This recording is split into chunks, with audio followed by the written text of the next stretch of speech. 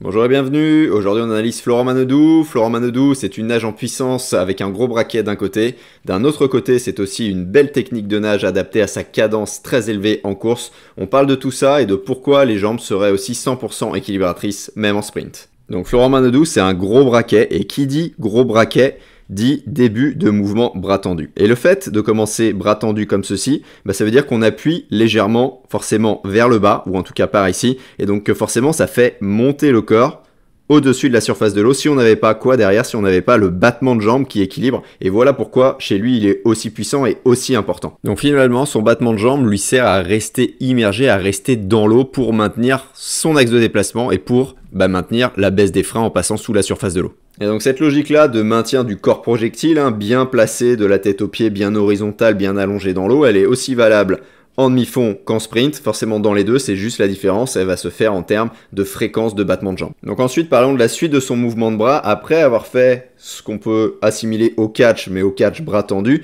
il va se placer en position de puissance.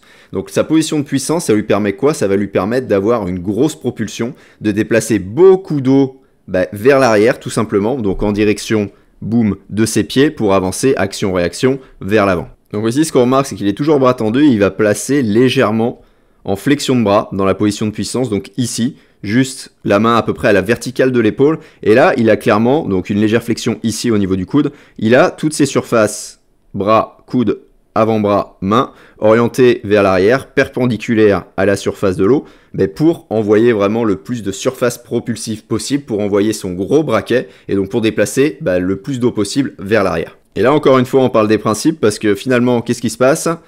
C'est exactement qu'on soit en sprint ou en demi-fond, l'idée elle est de pousser l'eau en direction des pieds pour avancer vers l'avant, de la pousser aussi en accélération, donc de plus en plus fortement, de plus en plus intensément, mais peu importe finalement que le coude soit légèrement fléchi ou beaucoup plus fléchi, coude à 90 degrés, l'idée elle est là, elle est d'adapter son braquet à la puissance dont il dispose et aussi à la distance qu'on a à faire en course. Mais quand j'ai adapté, c'est un léger abus de langage parce que finalement, que Florent Manodou nage à vitesse de course comme ici, ou nage à vitesse un peu plus cool, et finalement son braquet reste exactement le même, et pour nous c'est exactement la même chose. On a un seul braquet parce qu'on a une seule manière de nager en termes de profondeur des appuis. Ou en tout cas une seule manière, on va dire automatique, parce que si on se concentre un peu et qu'on cherche un peu plus de profondeur à certains moments ou un peu moins avec un catch un peu plus haut, forcément on peut le faire, mais dès qu'on se met en mode course à pu réfléchir en mode économie d'énergie, économie de cerveau, forcément le naturel reprend le dessus. En revanche, quelque chose qui va changer, ça va être la coordination de nage. Elle va être automatiquement reliée à la cadence, mais là, on voit Florent Manodou, qu'est-ce qu'il fait? Il est sur une nage plutôt cool, d'accord, sur une nage avec une grande amplitude, à cadence basse,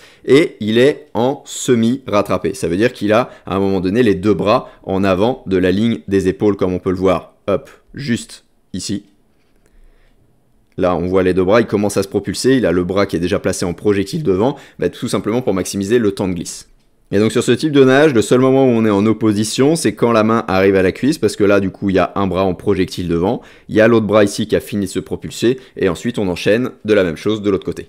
Alors que finalement si on repasse en mode sprint, en mode allure de course, en mode 50 mètres, qu'est-ce qui se passe? Il se passe que oui, il y a toujours l'opposition quand la main arrive à la cuisse, quand le bras aussi est devant, mais il y a une autre opposition, donc une double opposition, pour lui en tout cas, vu qu'il est à cadence élevée, et c'est là où je veux en venir justement, c'est que quand là, la main va passer à peu près à la verticale de l'épaule, même si on va pas trop le voir sur cette vidéo là, mais l'autre vidéo était pas d'assez bonne qualité pour la mettre, et l'autre bras est aussi à peu près à la verticale de l'épaule de l'autre côté. Donc c'est une double opposition, c'est pas une opposition totale, parce qu'une opposition totale, elle est valable que chez les débutants, et là on le voit bien, le bras rentre dans l'eau, l'autre bras n'a pas encore fini de pousser, parce que l'idée c'est quoi? Ça reste pareil, de se placer en projectile avant la fin de poussée, avant la fin de propulsion, là où on va avoir le plus de vitesse ici, pour justement avoir un temps de glisse forcément très léger avec sa cadence, mais c'est ça en fait, le temps de glisse il est relié à la cadence de nage qu'on va adopter, donc forcément à la distance de course qu'on a aussi également.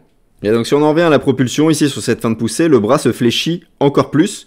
Donc ce qu'on peut voir, c'est que le coude a encore plus de degrés au niveau de la flexion ici. Les appuis sont toujours orientés, donc main et avant-bras vers l'arrière. Le bras vient se coller beaucoup plus là au niveau du corps, parce que l'idée de la fin de poussée, ça va être quoi? Ça va être de chercher ensuite à dégager le bras pour qu'il revienne. Donc l'épaule va se dégager en première, le coude en deuxième, la main en troisième. Là-dessus, c'est exactement la même logique. Donc là, il est à nager grand, donc forcément, on voit la paume de main qui vient se mettre sur la cuisse, et le petit doigt qui sort de l'eau en premier, alors qu'en dos, ça serait l'inverse, ça serait le pouce qui vient sortir en premier et le petit doigt en deuxième, enfin en dernier. Donc ici sur sa fréquence de nage de course, on voit aussi exactement la même position, la flexion du coude, l'orientation de la paume de main vers l'arrière, parce que ce que tu travailles, ce que tu peux bosser à vitesse, à cadence basse au niveau technique, et ben ça va se retranscrire quelle que soit ta vitesse de course derrière. Et finalement, que ça soit en sprint ou en nage de demi-fond ou en nage plus cool, ton battement il va te servir à quoi? Il va te servir aussi à appuyer ici sur l'eau pour basculer plus facilement sur la tranche et donc engager plus facilement ton bras.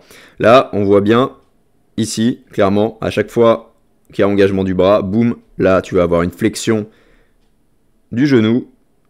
Il appuie ensuite sur son pied gauche et donc ça le fait basculer avec son bras droit, boum, de l'autre côté et ainsi de suite, basculement à droite et à gauche et c'est exactement la même logique en sprint, même s'il y a plus de battements de jambes, mais il y a toujours un battement qui te sert à tourner sur la tranche sur le côté.